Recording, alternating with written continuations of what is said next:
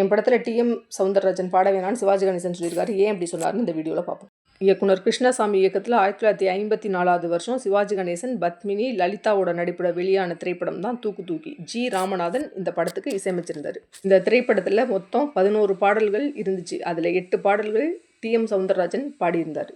ஆனால் இந்த படம் உருவாகிறப்ப டிஎம்எஸ் பாட வேணாம் அப்படின்னு சிவாஜி கணேசன் சொல்லியிருக்காரு. டிஎம் சௌந்தரராஜன் சினிமாக்குள்ளே நுழைஞ்ச தொடக்க காலத்தில் கொஞ்சம் பாடல்கள் தான் பாடிட்டு இருந்தார்.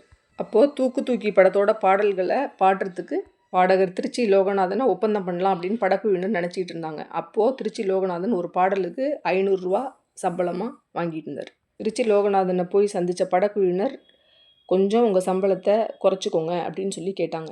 ஆனால் அதுக்கு திருச்சி லோகநாதன் ஒத்துக்கலை. அவரே சௌந்தரராஜன் அப்படின்னு ஒரு பையன் பாடிட்டு இருக்கானா, வேணும்னா நீங்கள் போய் அவனை கூப்பிட்டுக்கங்க இந்த படத்தில் பாடுறதுக்கு அப்படின்னு சொன்னார். உடனே டிஎம்எஸ்ஸை சந்தித்து பேசின படக்குழுவினர், இந்த படத்தில் நீங்கள் 8 பாடல்கள் பாடணும், ஒரு பாடலுக்கு 250 ரூபா சம்பளமாக வாங்கிக்கோங்க அப்படின்னு சொல்லி சொன்னாங்க. அதை கேட்ட டிஎம் சௌந்தரராஜனுக்கு சந்தோஷம் தாங்க முடியல. ஏன்னா அதுவரை இந்த மாதிரி அதிக சம்பளத்துக்கு அவர் பாடினதே இல்லை. அவரும் ஒத்துக்கிட்டார். ஆனால் சிவாஜி கணேசன் டிஎம்எஸ்ஸை பாட வைக்கிறதுக்கு ஒத்துக்கலை.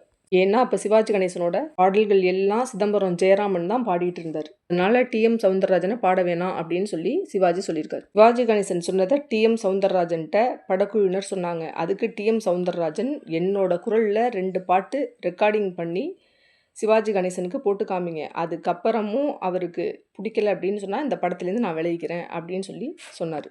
டிஎம்எஸ் சொன்ன மாதிரியே அவர் குரலில் 2 பாடல்களை ரெக்கார்ட் பண்ணி சிவாஜி கணேசனுக்கு படக்குழுவினர் அனுப்பி வச்சுருந்தாங்க. அவரோட பாடல்களை கேட்ட சிவாஜி கணேசன் மெய்மறந்து போய், இனிமேல் என்னோட எல்லா படங்களுக்குமே டிஎம் சௌந்தரராஜன் தான் பாடணும் அப்படின்னு சொல்லி சொன்னாராம். இந்த வீடியோ உங்களுக்கு பிடிச்சிருந்தா லைக் பண்ணுங்கள், ஷேர் பண்ணுங்கள், சப்ஸ்கிரைப் பண்ணுங்கள், மறக்காமல் கமெண்ட் பாக்ஸில் கமெண்ட் பண்ணுங்கள். நன்றி, வணக்கம்.